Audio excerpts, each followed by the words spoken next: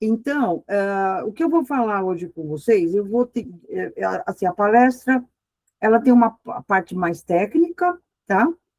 Que é como a gente constrói os genes, só para vocês terem uma ideia de como a gente constrói os genes, quais são, e como que é a proposta do controle integrado, né? Então, mosquito transgênico não é miraculoso, você tem que fazer o controle integrado, e aí vocês vão entender, eu vou apresentar o problema, para vocês tentarem entender melhor a situação, tá? Então, aqui é um exemplo das recomendações do Ministério da Saúde, aonde essa é a casa ideal. Então, você tem tudo fechadinho, tudo bonitinho, piscina com água limpinha, as plantas estão de acordo, a casa está de acordo, a caixa d'água está de acordo. Então, essa é a recomendação de como deve ser uma casa anti-mosquito, tá? E o que a gente tem? Essa é uma realidade, né? Então, se a gente olhar a nossa realidade, não é bem o modelo que é apresentado, né? Então, outra realidade, caixa d'água de fundo de quintal, porque não tem distribuição de água, você encontra, se você olhar aqui, é uma foto mais perto do que está dentro da caixa d'água, é uma quantidade de mosquito, tá vendo as larvas? Por quê? O Ministério distribui as caixas, as tampas das caixas d'água, mas as tampas ficam normalmente assim, do jeito que está. Eles usam muito mais a proteção dessas tampas, né, dessas lonas, para que a criança não caia na caixa d'água e morra afogada, do que para poupar mosquito. Muitas vezes eles pegam essa lona, fazem cortinas e tira. Então, a caixa d'água, ela é um problema muito sério, tá? De novo, recomendação do Ministério, onde você tem que armazenar as garrafas, colocar areia nos pratos de planta, tampar as caixas d'água, não deixar água acumulada, etc. Então, isso aqui é clássico, todo mundo já conhece, todas essas recomendações do Ministério para não ter mosquito, né? E aí, o que você encontra? Esse aqui é um quintal típico da área que eu trabalhei, aonde eles têm antena parabólica, então eles recebem as informações, e aí eles armazenam as garrafas corretamente. E o resto do quintal é isso aqui. Então, o que a gente faz com isso? Né? Não tem, quer dizer, é a ignorância, é bom senso, é o agente que não visita? Qual é a recomendação que a gente faz numa casa como essa? Tá? Porque eles receberam a informação que eles têm que armazenar corretamente vaso, caixa d'água, garrafa de vidro para reciclagem, pneu e o resto. Tudo isso aqui é reservatório, tá?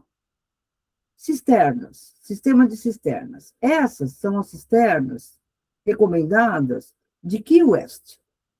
E essa é uma cisterna brasileira, né? Onde você tem a calha aberta, o recolhimento da água, então aqui também é reservatório, e a tampa de barro, então é uma cisterna, e muita gente vai falar, nossa, que interessante, é feita de barro, é bonita, é artesanal, só que ela tem uma abertura onde a tampa não fica fechada corretamente.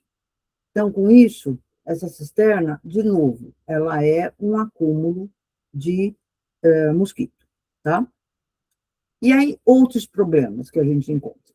Como lidar com áreas desse tipo, onde você encontra containers de plástico, garrafa, lixo, carro, tudo isso aqui é reservatório de mosquito. Tudo isso ele usa como... Uma vez eu recuperei uma larva num papel de bala depois de uma chuva. Levei para o laboratório, era uma Aedes aegypti, tá? Então, qualquer tipo de lixo humano, você vai encontrar o mosquito, tá?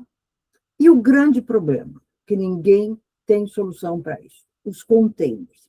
A gente fala que o mosquito viaja de avião, então passa de vez em quando, dependendo da companhia aérea, entra no avião, aí eles jogam aquelas inseticidas dentro do avião para não transportar mosquito, não sei o quê. Só que o container tem ranhuras para poder empilhar um no outro. E nessas ranhuras, o mosquito deposita ovos quando chove. E aí ele vai para o navio, do navio ele está em alto mar, pode nascer um mosquito, pica marinheiro, coloca os ovos no navio e chega no outro porto.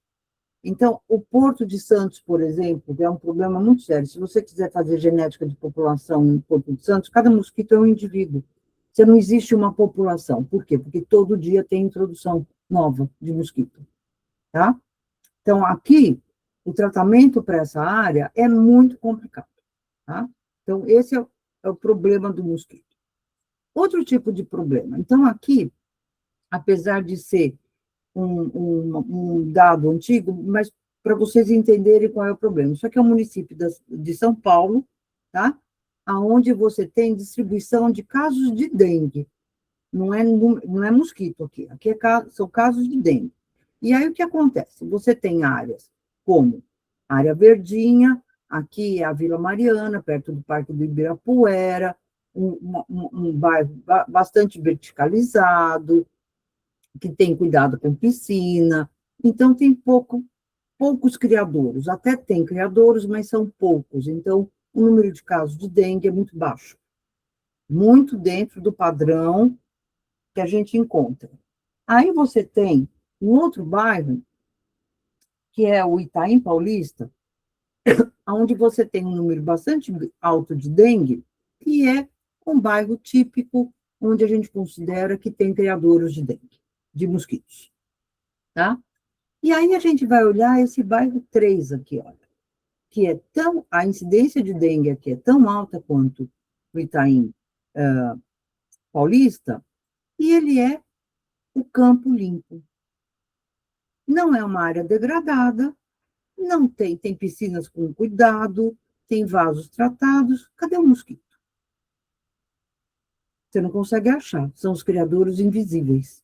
Então, isso aqui a gente considera que o homem não consegue atuar em cima desse bairro, porque a gente não sabe aonde estão os criadores, tá? Classe média alta, e é um bairro que tem altíssimo número, um número muito alto de casos de dengue, tá? Então, aonde estão esses criadores? Então, aqui existe esse problema. Onde está? Como tratar? Vai jogar inseticida? Vai virar pratinho de planta? Vai fazer o quê aqui? Então, agora, é o que a gente fala. É muito mais fácil você falar de desenvolvimento de vacina, que todo mundo conhece, já está acostumado, do que explicar como é que tem que ser o controle do mosquito. Tá? Por quê? Porque tem que ser um controle integrado de várias ações conjuntas. Então, o que tem que ser feito? Educação, o engajamento da comunidade, a comunidade tem que entender que não adianta eu tenho que pensar que eu tenho que cuidar da minha casa para não atingir o todo. Isso é muito difícil de você passar para a população brasileira, tá? Não só para a brasileira, a gente pode dizer que para a sul-americana de um modo geral. Essa parte de engajamento com o próximo é muito difícil, tá? Mas você até tenta. E aí, o que você tem que fazer?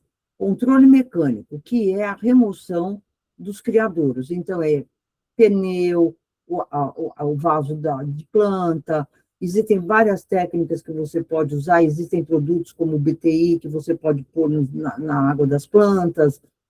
Então, existe uma série de coisas. Só que, de novo, pilotos, existem produtos para serem vendidos no mercado, mas a população não conhece, não sabe sobre esses produtos, tá? O que ela conhece? Ela conhece os adulticidas, que são os químicos, que são os sprays, ela quer que o agente vá lá para borrifar a rua, etc. O químico hoje, ele é quase que inútil. A gente pode dizer que ele é quase que inútil, porque ele não tem ação nenhuma no controle de transmissão da doença. Ele tem uma pequena participação quando você tem um bairro que está com alta incidência de transmissão, você usa o inseticida, lembrando que o Aedes mora dentro da casa, então você tem que borrifar dentro da casa das pessoas. É extremamente invasivo, tá? E as pessoas ainda aceitam. Então, assim, a gente escuta, né, para mim, Não, porque eu quero comprar tudo bio, tudo orgânico, tudo sem agrotóxico, e aí o cara entra na sua casa e joga um monte de produto químico dentro da sua casa.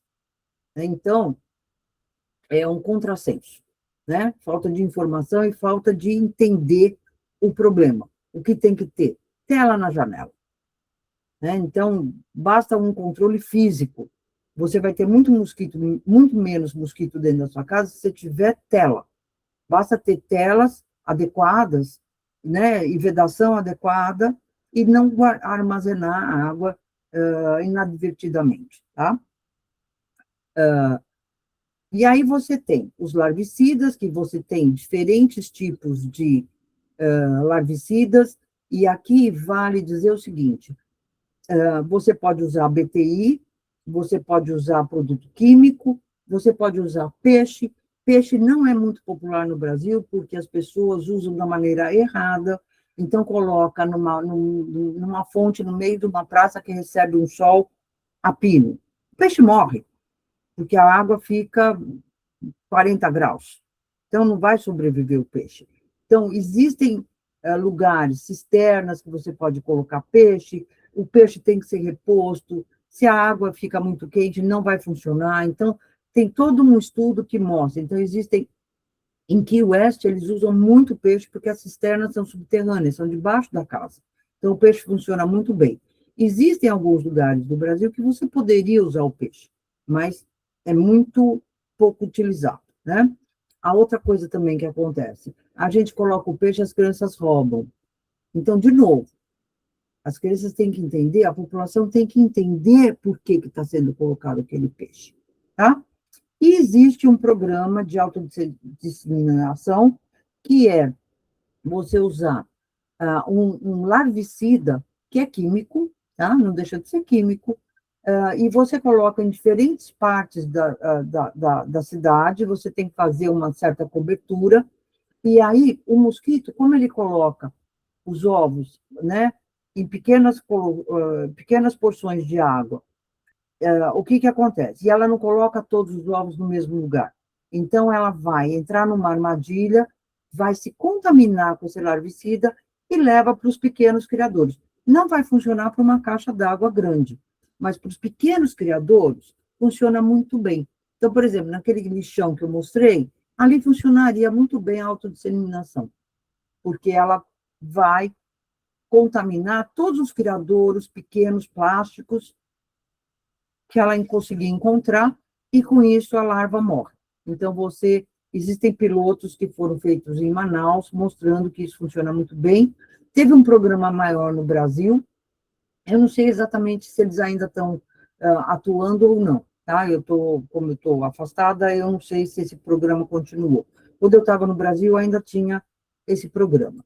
Aí você tem o que a gente chama de coleção massiva, que pode ser tanto de adulto quanto de ovos. Então, o que você faz? Esse programa você trabalha junto com a população, você tem que ter 95% de cobertura das casas, aonde a comunidade traz para você 2 garrafas PET, a gente monta uma armadilha de ovos com larvicida dentro, com BTI, normalmente é o BTI, e aí cada membro da comunidade coloca uma dentro da casa e uma fora da casa. E com isso você tem uma redução de 80% do número de mosquitos adultos na região tratada. Só que essa armadilha, ela tem que ser muito bem gerenciada, porque se o projeto for abandonado, ela vira criadouro. Então, você tem que trabalhar muito bem com a comunidade, os agentes junto com a comunidade, as comunidades que fizeram isso, que fizeram esse piloto, a redução foi muito boa, 80%. Então, você diminui casos de dengue, você não elimina, tá?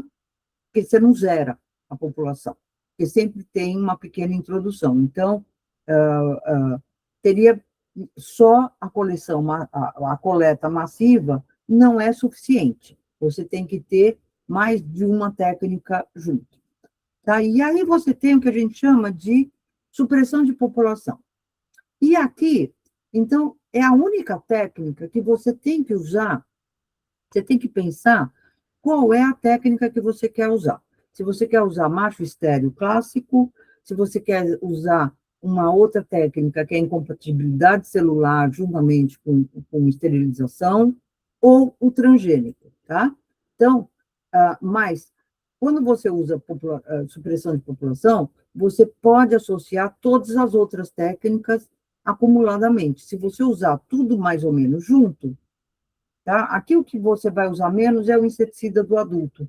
Mas se você usar tratamento de caixa d'água, se você puser uma quantidade de armadilhas para coleta de ovos, por exemplo, junto com a liberação de mosquito, você consegue um resultado muito rápido e uma supressão muito boa, tá? Então, daqui para frente, agora eu só vou falar dos produtos baseados em mosquitos, é assim que a gente chama eles. Que a gente pode ter dois tipos de produto. Um que faz a supressão, que o alvo desse mosquito é matar mosquito. Então, você libera um macho estéril, ou um macho que mata a larva, macho que não sobrevive fêmea, que vai afetar diretamente o número total de mosquitos da região. Ou você pode ter uma linhagem, agora, que essa tem que ser via transgênese, que é o que a gente chama de substituição, que é baseada em gene drive, que esse vai atacar a transmissão do vírus. Então, são alvos diferentes. Um é a supressão e o outro é o ataque ao vírus, tá? Então, um mata mosquito e o outro bloqueia a transmissão do vírus, tá? Como é que funciona isso? Você tem uma população natural de mosquitos, você pode entrar com uma linhagem que faz a supressão, que vai diminuir a população de mosquitos. Quando você tiver essa redução de mosquitos, você entra com uma linhagem que vai substituir a população de mosquitos. Ela vai ter um gene que vai atacar o vírus, tá? Então, você vai ter mosquito, mas esse mosquito não transmite mais. Essa é a ideia, certo? Da onde que veio esse pensamento? Então, vamos falar de supressão primeiro. Da onde veio esse pensamento? Esse pensamento não é novo, ele veio com essa ideia do Kipling, em 1937, para diferentes tipos de pragas de agricultura, e aonde hoje existem programas enormes, tá? Teve a erradicação da mosca da fruta dos Estados Unidos, está tendo um projeto enorme para screwworm, que é a berne de animais, também voltado para os Estados Unidos. Existem programas enormes, biofábricas enormes com isso. E no Brasil tem a mosca média, que é a liberação de moscas das frutas estéreis, tá? Então, por isso que a minha ligação também tem com a mosca média, que foi aonde a gente montou o projeto, tá? Então, a ideia não é nova. O que a gente vê? Existe uma facilidade técnica de você usar uma linhagem transgênica. Por quê? Existe a importação de irradiadores, é uma burocracia complicada. Então, por exemplo, no Brasil, foi comprado um irradiador do Canadá, que levou 2 anos para ter autorização para voar, né, trazer o equipamento do Canadá para o Brasil, porque tinha que passar pelos Estados Unidos. Então, é um problema complicado, o irradiador, né? Ele é caro, é uma máquina cara, não adianta você só ter um, você tem que ter mais de um para essa produção, porque a produção é contínua, se um quebrar, você tem que ter um backup, então, é um pouco complicado. E aí, o transgênico, a ideia é que você elimina a irradiação, né? Você tem uma linhagem que não precisa mais da irradiação. Então, a princípio, ela seria mais interessante, né? Então, essa é a ideia. Então, como é que funciona? Você tem, para cada macho selvagem, você tem que liberar de 10 a 100 modificados, tá? E aí, com isso, a fêmea não vai... Esse macho vai ser muito mais difícil de achar essa fêmea, e aí você diminui a prole, tá? É assim que funciona. Você tem que trabalhar com número. Então, não adianta você liberar um macho modificado para um selvagem. Você tem que liberar um número muito maior dos modificados para não dar chance dos machos selvagens fecundarem as fêmeas, tá? E essa fêmea, a partir do momento que ela tem uma fecundação, ela tá, esse é o esperma que ela vai ter toda a prole dela pro resto da vida. Então, não é, mesmo que ela encontre com outros machos selvagens, o esperma não sobrevive, tá? Então, como é que é a dinâmica disso? Então, você tem o macho que pode ser esterilizado, esse outro que é habilidade gênica, ou o laboratório. Você tem que ter uma grande produção numa biofábrica, e aí você faz a liberação, tá? Você pode fazer liberação por carro, você pode fazer liberação por drone. A nossa liberação foi por carro, porque a gente tinha um orçamento limitado. Hoje a gente sabe que se você fizer uma liberação por drone, você pode diminuir o número de liberação que você chega no mesmo resultado, porque a liberação é mais uniforme. Você pode fazer, por exemplo, a gente pensou numa técnica de usar as linhas de ônibus numa cidade como São Paulo. Você pode usar as linhas de ônibus e liberar nas linhas de ônibus. Então, você tem uma rota contínua de liberação. Então, existem vários pensamentos adaptados para diferentes cidades, diferentes cenários, tá? E aí, como que seria uma linhagem, né? Então, no nosso caso, a gente faz uma esterilidade condicional. Então, sem o antídoto, você não tem ovos viáveis, tá? Então, liberou o macho modificado, ele copula com a fêmea, nos criadouros da natureza não tem o antídoto que a gente usa, e aí os ovos não são viáveis, certo? Na biofábrica, você tem um antídoto, que no nosso caso é a tetraciclina. Então, se você criar agora esses mosquitos usando tetraciclina, você tem os ovos viáveis. Então, é liga-desliga. O gene liga e desliga dependendo da condição de criação, tá? E por isso que funciona. Então, mais assim, uma coisa mais técnica. Então, dentro, você tem que ter uma sequência promotora que vai atuar nas gônadas. Então, você tem um sistema de TTA e TTO, aonde você produz o TTA, que é um fator de transcrição, que ativa um promotor, que é o TTO, e aí você tem uma molécula efetora, o espermatozoide aqui está com defeito, tá? Então, esses são os machos que você vai liberar, certo? Então, ele vai copular com a fêmea, só que o espermatozoide não está viável, ela fica estéril. Essa é a ideia, tá? Na biofábrica, você tem o mesmo promotor, só que agora você atua com a tetraciclina e você bloqueia a produção. Na verdade, a tetraciclina, ela tem uma afinidade muito grande pelo TTA, então ela retira o TTA das células e, com isso, você não atua, o TTO não atua, e aí você tem o espermatozoide normal, tá? Então, essa é a ideia básica de como é que funciona o liga-desliga, tá?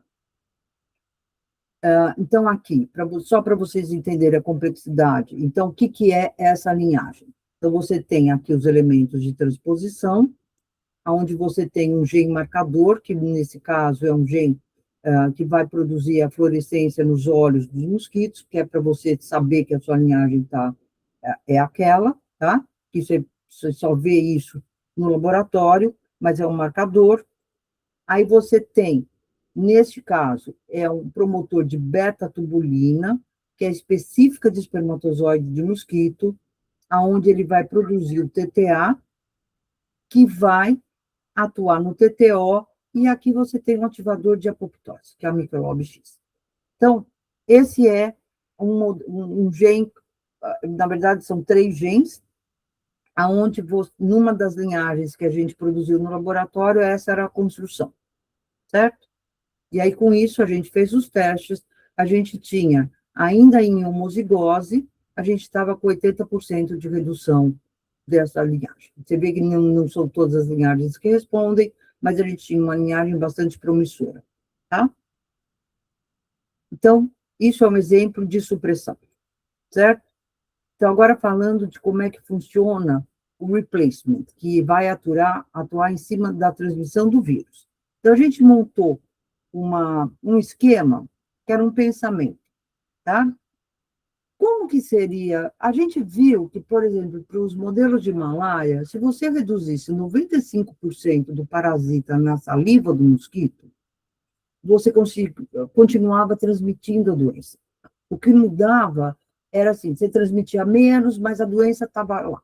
Você não conseguia uma redução desejada, que é de 100% de bloqueio. Então, o que a gente pensou? A gente pensou o seguinte, será que a gente consegue fazer um mosquito que na hora que ele fica infectado, ele morre? E aí, quem sabe, a gente chega em 100% de bloqueio de transmissão. Então, esse foi o pensamento dessa linhagem, tá? Que a gente chamou de linhagem suicida. Então, o que a gente pensou? Você tem uma população natural de mosquitos, você introduz a linhagem que você quer, tá? Que são as vermelhinhas. Aí você tem 100% da população agora é vermelhinha, porque está todo mundo com o gene do mosquito. Aí, na hora que você tem a infecção viral, ele morre. Tá? Então, esse foi o modelo que a gente buscou. E aí, como é que a gente fez isso? Então, aqui é um esquema onde eu coloco promotor e proteína junto, tá? Então, completamente errado, mas é para vocês terem uma ideia de como é que a gente desenhou isso. Como é que a gente chegou nisso? Então, primeiro que a gente pôs, como o mosquito fica, o corpo todo do mosquito fica infectado pelo vírus eu vou falar da dengue, mas é dengue, zika, chikungunya, febre amarela, é o mesmo modelo, tá? Então, a gente produziu essa proteína recombinante em todo o corpo do mosquito, tá? E aí foi baseado na replicação do vírus.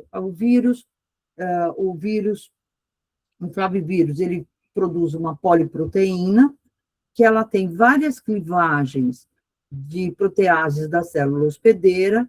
Quando você tem essas clivagens, você libera o complexo NS3, que é uma protease do vírus agora. Essa protease do vírus, ela é responsável por processar essa proteína aqui na parte da proteína do capsídeo, tá? E existe uma sequência de aminoácidos que ela reconhece. Então, o que a gente fez? O primeiro elemento dessa nossa proteína recombinante era a sequência que o complexo NS3 do flavivírus reconhece para liberar o capsídeo, tá? Então, esse é o primeiro elemento. Segundo elemento, isso tinha que estar localizado no retículo endoplasmático. Então, a gente procurou o que tinha no retículo endoplasmático de mosquito, e aí a gente usou uma parte, né, de uma proteína que faz translocação de proteínas, que é a SEC65. Então, é a menorzinha, mas que vai ficar ancorada no retículo endoplasmático, que é o alvo que a gente quer. E aí a gente usou uma proteína letal, que é um ativador de apoptose. Tá? Então, como é que é esse modelo? A ideia é, aqui isso está publicado, se vocês quiserem entender um pouco melhor. Então, a gente pegou a porção, a sequência, que é reconhecida pelo complexo da protease dengue, colocou. Então, a gente tem aqui, ó, a proteína fluorescente, aqui a sequência que vai ser reconhecida pela protease do dengue, o ativador de apoptose, que vai ser clivado aqui de novo, e você tem um ancoramento no retículo endoplasmático, porque isso tudo tem que trabalhar no retículo endoplasmático. Então, em teoria, todos os mosquitos vão ter a proteína ancorada, tá? Na hora que você tem o contato com a protease dengue, ou seja, a protease do vírus, vai reconhecer como sendo capsídeo, vai liberar, e aí o mosquito morre, ou você tem uma diminuição do vírus. Tá? Então, esse foi o nosso modelo. Aqui, aparentemente, foi tudo muito fácil, tudo muito simples, levou 4 anos para a gente chegar nesse modelo, tá? Para desenhar o jeito. Então, não foi tão simples, não, para juntar todos os elementos. E aí, finalmente, nós fizemos as linhagens, e você tem, numa das linhagens, você tem uma redução uma mortalidade na presença do vírus, tá? Uma mortalidade significante. Não, ainda não está boa, se você olhar aqui a escala, a gente quer 100% de mortalidade, a gente teve 30% de mortalidade. Então, aqui, a minha pesquisa parou, existem colegas que estão tentando novos genes, trocando o ativador de apoptose, que a gente considerou que foi muito fraco, então coloca agora uma neurotoxina de mosquito, então ataca diretamente o cérebro do mosquito, mas, então a gente teve, num primeiro momento, primeiro o gene estava muito tóxico, então ele ainda está na bancada, tá? A gente está ainda trabalhando na bancada com esse, a gente não, né? Eu já não trabalho mais com isso, mas existem alguns laboratórios que ainda trabalham com esse modelo. Depois que eu me aposentei, tem um grupo americano que assumiu o modelo e está tentando trabalhar, e, inclusive, essa sequência de aminoácidos que a gente testou para dengue 2, né, que foi o modelo que a gente testou. Mas eles já descobriram algumas sequências que são reconhecidas pelas proteases de todos os 4 sorotipos de dengue, febre amarela, chikungunya, e tem mais um, agora esqueci, enfim, mas a ideia é Zika. Então, a ideia é que você tenha um tipo de mosquito, uma sequência, e você bloqueia todos os flavivírus transmitidos pelo mosquito, tá? Tudo certo? Então agora, o que a gente vai mostrar? Então, esses são é como a tecnologia de mosquito entra nesse processo. E agora eu vou falar especificamente do projeto PAT, que foi a linhagem que já estava pronta e que a gente testou em Juazeiro, na Bahia, e Jacobina. Juazeiro e Jacobina, tá? Então, a ideia era você ser bastante transparente com a população, então já tinha transgênico no nome do projeto. E aqui foi uma parceria da USP, a linhagem era da Oxitec, e a parceria com a Mosca Med, que tem uma biofábrica em Juazeiro, Bahia, e que me cedeu um espaço onde eu pudesse montar a produção em massa de mosquito, tá? Então, como é que funcionava essa linhagem da Oxitec? O mesmo sistema. Você tem um promotor mínimo que produz o TTA, que é o fator de transcrição, que ativa o TTO, e aí o acúmulo de TTA, isso faz uma superexpressão, o que acaba acontecendo? A célula incha de tanta proteína que ela tem e a larva morre. Então, aqui a gente não pode dizer que o mosquito é estéril, mas sim que a larva morre, mas ela não chega na vida adulta, tá? Que foi a primeira linhagem e que estava pronta. E aí, no mesmo sistema, se você tem um antídoto, que é a tetraciclina, você bloqueia a expressão do TTA, e aí o mosquito sobrevive na biofábrica, tá? Como que a gente faz isso? Existe todo um esquema, onde você primeiro começa a trabalhar com os órgãos regulamentadores, para ver se eles vão se interessar pelo projeto, começa a fazer uma consultoria com a comunidade para entender se o público vai aceitar, é transgênico, é um assunto complicado, então você tem que ter toda a aprovação da CTN-Bio para a biofábrica, CTN-Bio para fazer a liberação, então tem toda uma documentação. Então, aqui teve todo um engajamento para montar esse projeto. A gente começou um ano antes de começar a fazer a liberação, tá? E aí a gente montou a biofábrica. Então, se a gente olhar essa linha preta aqui, isso aqui é uma coleta de ovos. A gente tinha 7.000 fêmeas em cada caixa dessa. Então, aqui tem a separação das pulpas, macho e fêmea. Tem todo um esquema de liberação. A gente conseguiu liberar 1,5 milhão por semana, tá? Liberação manual, como eu falei, então a gente tinha uma picape que a gente liberava, sempre tinha presença de crianças, as crianças adoravam, porque na hora que você libera os machos, eles saem da caixinha e eles vão para o corpo das pessoas, mas eles veem que não picam, né? Então, é um mosquito diferente, tá? E não pica, porque é só o macho. Então, aqui foi o primeiro sítio que a gente fez, era um bairro pequeno, onde a gente dividiu esse bairro basicamente em 3 porções, a área da liberação, tá? Aqui tem uma interface, porque os mosquitos voam até 200 metros, então existe uma área de interface, mas o que a gente vê, a gente mede essa ponta do bairro contra essa ponta do bairro. Então, para ver se você realmente teve a redução, a gente viu que teve uma redução em torno de 80%, 90%, dependendo das armadilhas. Isso também está tudo publicado, o que foi um incentivo muito grande para a gente. A gente acabou indo para Jacobina, que era uma cidade maior. Aqui a gente trabalhou como que a gente iria transportar essas pupas, porque as pupas ficam nesses potes plásticos, que fica mais fácil para montar a liberação. Então, a gente adaptou de 25 mil machos que estariam nesse volume de pote plástico, a gente conseguiu usar essas caixas com divisórias, então isso aqui vai para uma BOD, refrigera, vai para 2 caixas de refrigeradas, chega num ponto na cidade de Jacobina, chega para num posto aonde você remonta os potes e faz a liberação. Então, é todo assim um processo de trabalho onde você vai, que mostra a viabilidade de você ter uma biofábrica e mandar para outras cidades, tá? Aqui a gente fez um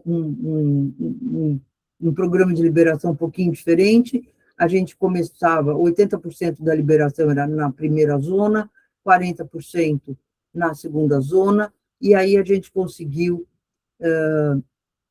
desculpa, aqui teve uma redução de 80% a 90%, 40% na zona seguinte, e aqui foi o índice oficial da prefeitura, onde você vê que teve realmente uma diminuição da população de mosquito na cidade como um todo, tá?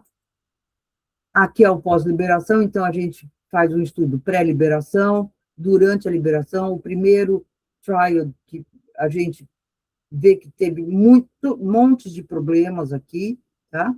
Mas assim mesmo, a população demorou para voltar, tá? Na cidade de Jacobina, onde a liberação foi muito mais contínua, você demorou muito mais o pós, quando a gente parou de liberar, demorou mais para a população voltar naturalmente, tá? Então, como é que funciona esse programa? Aqui eu vou passar meio que rapidinho. Então, você tem que ter a produção da biofábrica, fazer o monitoramento e tem que ter um engajamento público. Então, a produção em massa a gente já mostrou, eu só estou repetindo, que é só para vocês acompanharem.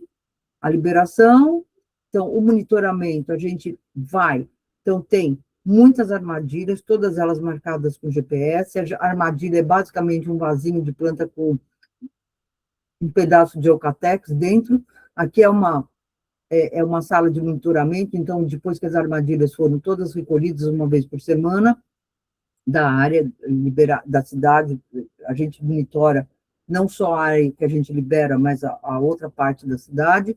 E aqui é um exemplo de uma armadilha de adulto, tá? O problema dessa armadilha de adulto é que ela tem que ter um ventilador ligado, acoplado a ela, e as pessoas não querem gastar energia. Então, ela é mais difícil de ser trabalhada, de convencer as pessoas. Eles aceitam melhor a armadilha que é só o vazio, tá? Então, vai para o laboratório, todas as larvas são eclodidas, todos os ovos são eclodidos, e a gente faz a contagem dos ovos e quantas larvas que foram produzidas. Tá? Aqui também faz parte.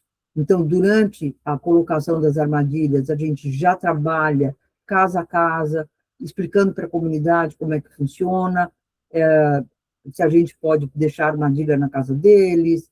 Então, aqui a gente trabalha com folders, televisão, rádio, encontro com a comunidade, tinha muito programa de rádio que apoiava a gente, que são pessoas locais da cidade, então a gente fazia muita entrevista, e aí as ações de engajamento da comunidade. Então, o que, que a gente tem que fazer? O projeto como um todo, tá? Ele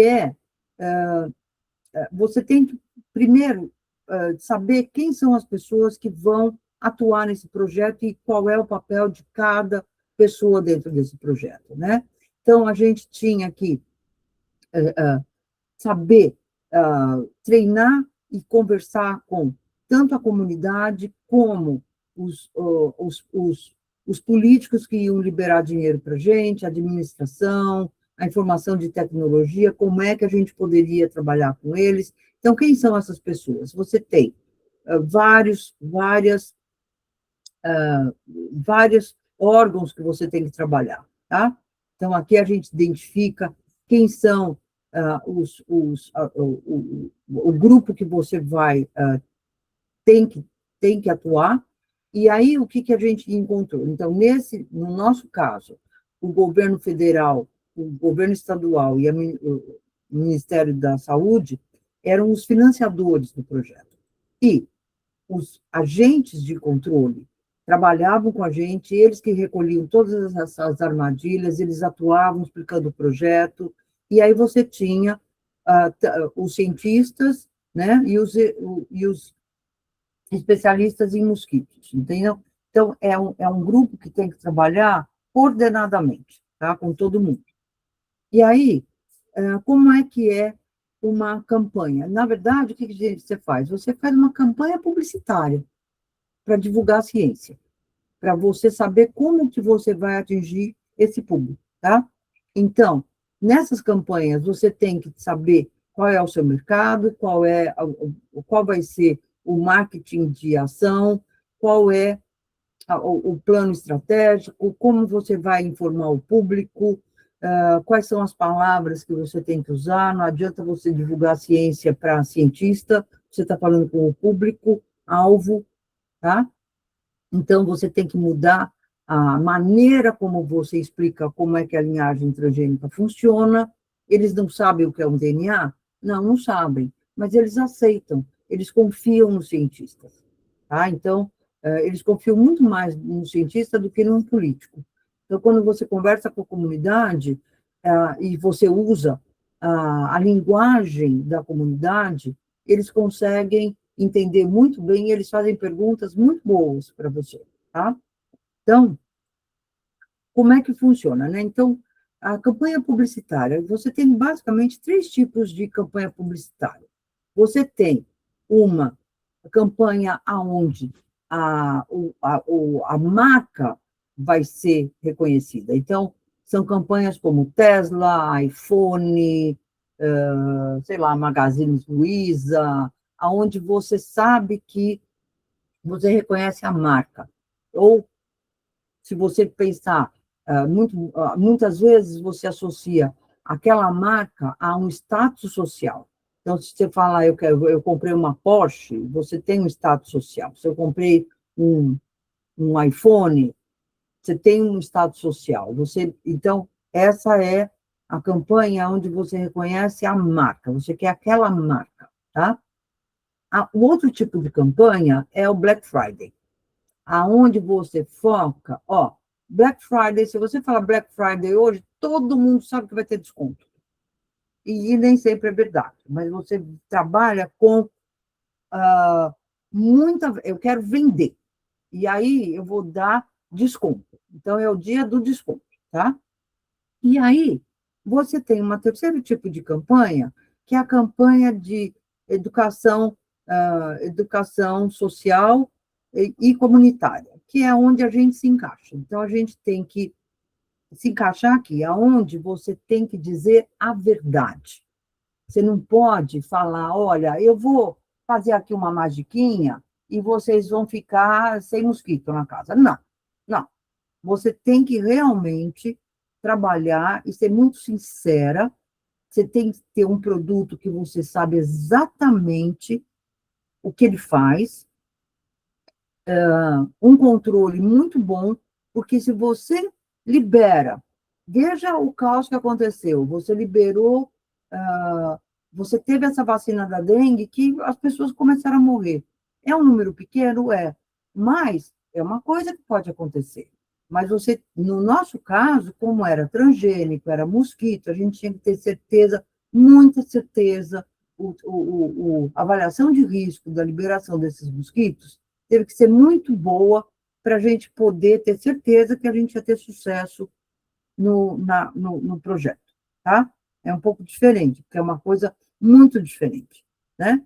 Então, aqui, só para vocês terem uma ideia, né? Então, aqui, reuniões com o governo, explicação, como é que funciona a linhagem, CTN-Bio, aqui você já tem, aqui, os agentes de saúde sendo treinados, entendendo o projeto, muitas palestras, reuniões individuais. Nós conversamos com todas as escolas da cidade de Juazeiro, independente da área que ia ser tratada ou não. Nós fomos em todas as escolas e conversamos, demos palestra para 100% dos estudantes da cidade de Juazeiro e Jacobina, tá? A gente levava mosquito na apresentação para eles verem.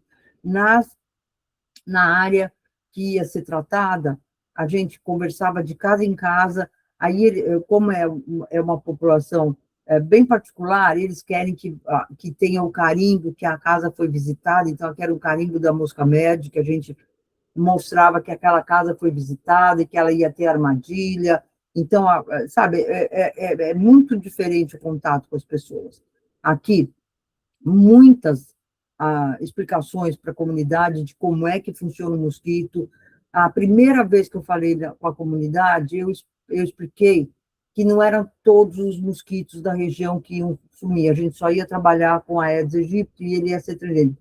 Primeira pergunta foi, por que não faz para o mosquito noturno transgênico também? Então, eles não têm medo da palavra transgênico, eles querem entender o que é isso, tá? Muita televisão, muito rádio, muita filmagem, local, jornal local, intenso. Aqui era uma influenciadora da região, que tem um programa de rádio, então a gente ia muitas vezes nesse programa de rádio.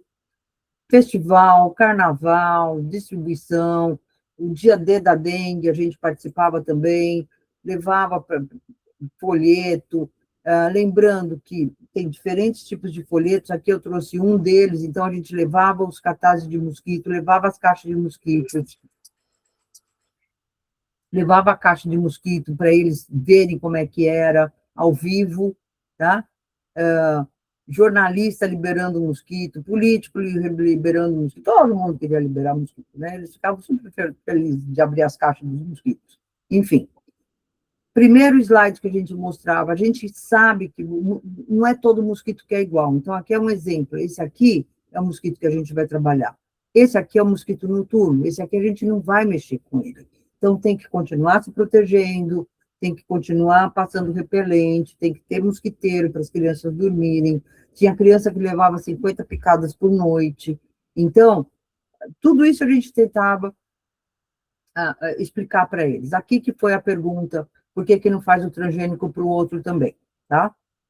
A outra explicação, só a fêmea é que vai tomar sangue, o macho não vai tomar sangue, ele não vai picar ninguém. A gente tem que tomar muito cuidado com a palavra não quando a gente faz uma campanha publicitária, então evitar falar não, mas aqui não tinha jeito, você tem que falar que o macho não pica, tá? Não tinha jeito.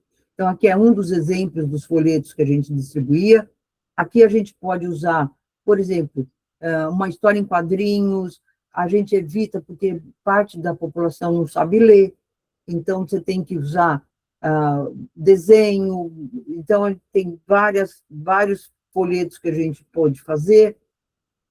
O projeto na internet, de novo, na página da Buscamed, que era onde era a biofábrica, sempre dando notícia do dia, sempre colocando quais são as atividades, aonde que vai ser liberado. A gente sempre falava, amanhã vai ser liberado em tal lugar. A gente sempre tentou fazer muita transparência para todo mundo, tá? Então, aqui são os exemplos, aqui são as ações que a gente fez, tá? E aqui foi medido o impacto. A gente não mediu o impacto de rede social aqui, certo?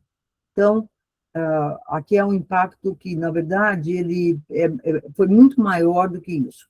Uma vez eu tomei um táxi em São Paulo e falou da dengue, e o motorista de táxi em São Paulo falou que a única coisa que ele achava que ia funcionar era o projeto que estava sendo feito na Bahia. Eu fiquei super feliz, porque eu falei, nossa senhora, uma notícia que sai lá do Nordeste, que chega em São Paulo e a pessoa me conta isso, é sinal que está tendo realmente um impacto muito maior do que a gente mediu, tá?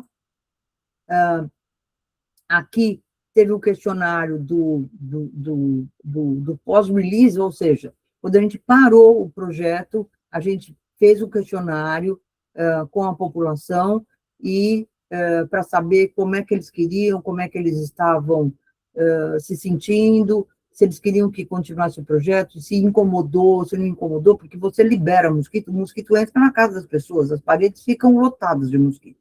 Então, não é uma coisa que está escondida, tá? E aqui, só para vocês terem uma ideia, antes da liberação, durante a liberação e as atividades que nós fizemos pós-liberação, tá? E aí aqui, uma das coisas que a gente fez, a gente tinha um jingle, tá? Tinha um spot e um jingle, que a gente não tocava o tempo todo, para não ficar aquela coisa que chega, né?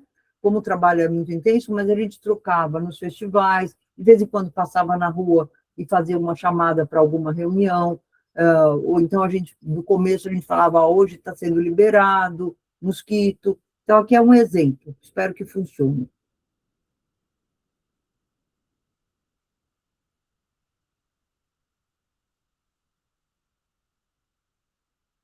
Ixi,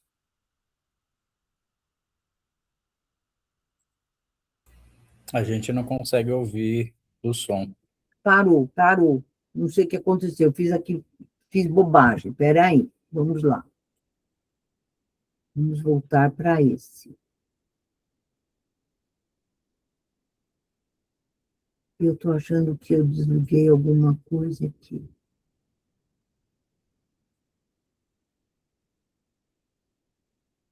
Desligou meu microfone? Não. Não, seu microfone não. Tá funcionando. Então vamos ver se agora vai. Né, o jingle a gente não consegue ouvir. Não consegue ouvir? Não.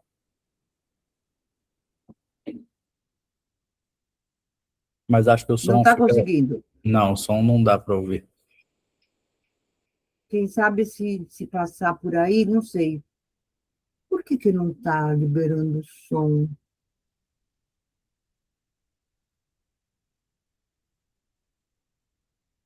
E tinha um dingo tão bonitinho, mas enfim.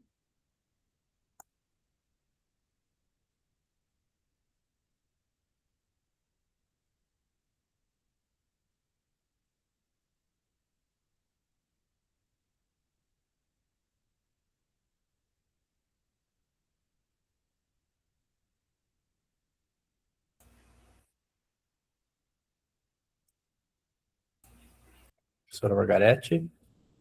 Espera aí que eu estou tentando desligar. Tá. Pronto, não deu, né? O jingle também não entrou. Não, o jingle não entrou. Desculpa. Eu posso tentar te mandar esses 2 slides, sei lá. Tá, aí eu coloco na nossa página do Viroclube para o pessoal ouvir. Tá bom para ouvir. Então, a gente tem um jingle que é muito bonitinho, foi uma coisa bem interessante de trabalhar, foi a coisa mais barata que a gente teve do projeto, foi o jingle. E a minha câmera não está entrando de jeito nenhum. Acho que Enfim, se parar o compartilhamento, terminou a apresentação, né? terminou a apresentação. E aqui é só para mostrar o grupo que trabalhou com a gente. Então, aqui quem fazia as linhagens, o pessoal da Biofábrica, né, que é um número enorme, e o pessoal de apoio da outra cidade, que recebiam as pulpas, e todo mundo que financiou. Perfeito, E é perfeito. isso. Vamos ver se volta a câmera agora. Olha, não está conseguindo voltar a minha câmera. Diz que a câmera não está conectada. Não, sem problema. Eu vou liberar aqui Eu o estou achando que é o meu microfone. computador que está com problema, mas enfim, a gente tenta. Tá. Eu A gente liberei o tenta. microfone e a câmera. O Gilberto tem uma pergunta. Pode fazer, Gilberto. Primeiramente, queria dizer que excelente apresentação, foi um aprendizado enorme participar aqui. Eu estou aqui na Califórnia e, devido ao fuso horário, é bem difícil participar dessas interessantes palestras que o Danilo está fazendo aqui, mas hoje eu consegui um tempinho aqui.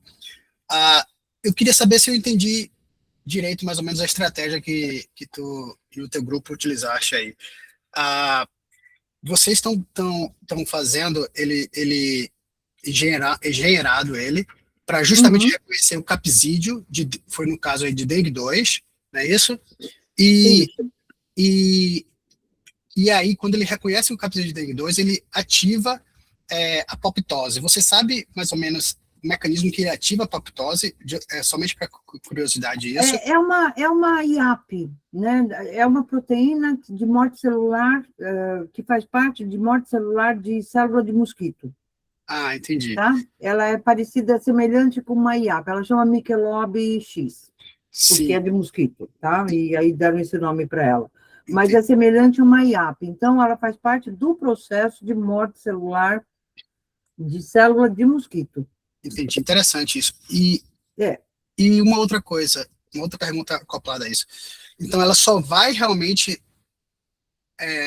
existe uma possibilidade de ativar morte celular em mosquitos não infectados? Não, porque ela está presa no retículo.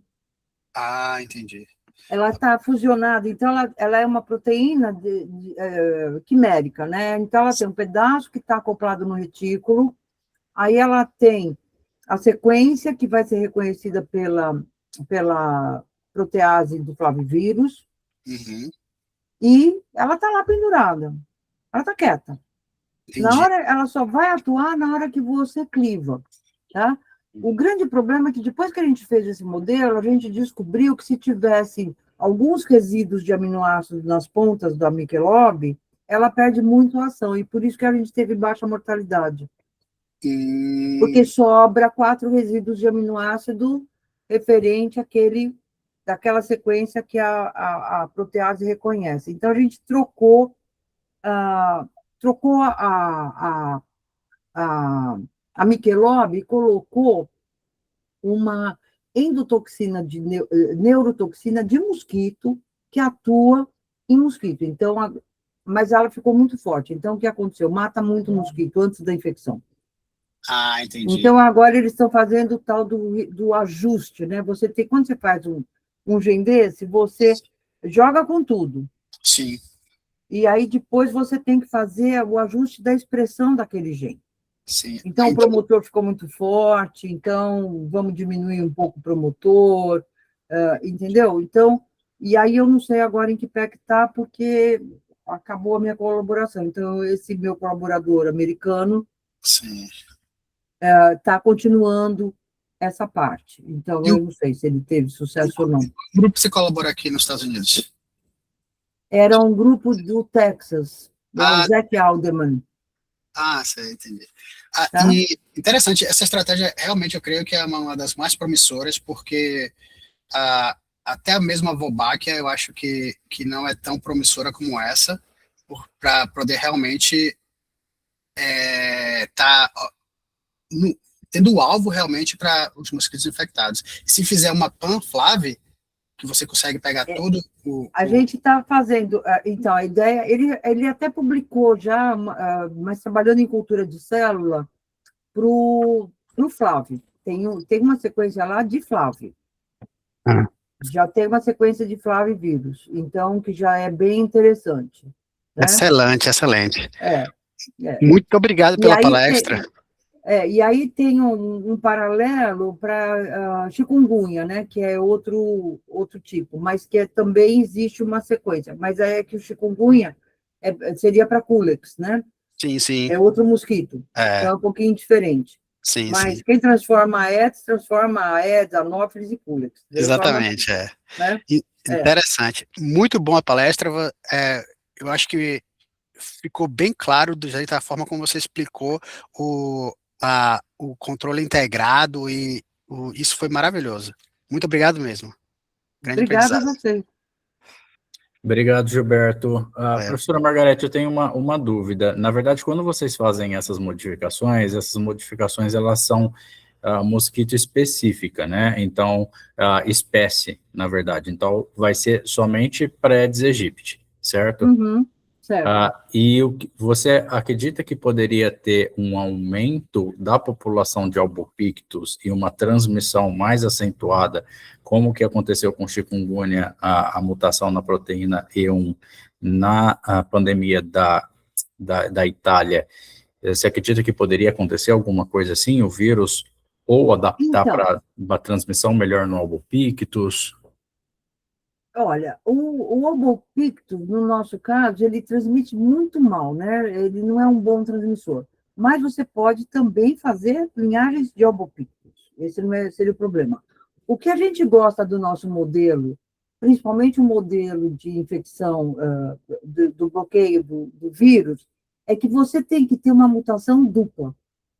A protease tem que parar de reconhecer aquele sítio, tem que reconhecer, como ela são 7 aminoácidos, você tem que ter uma modificação nessa sequência de aminoácidos e a protease reconhecer o sítio de clivagem.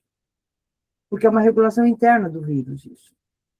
Então, a chance de você ter essas duas mutações concomitantemente para perder o efeito do nosso gene é muito baixa.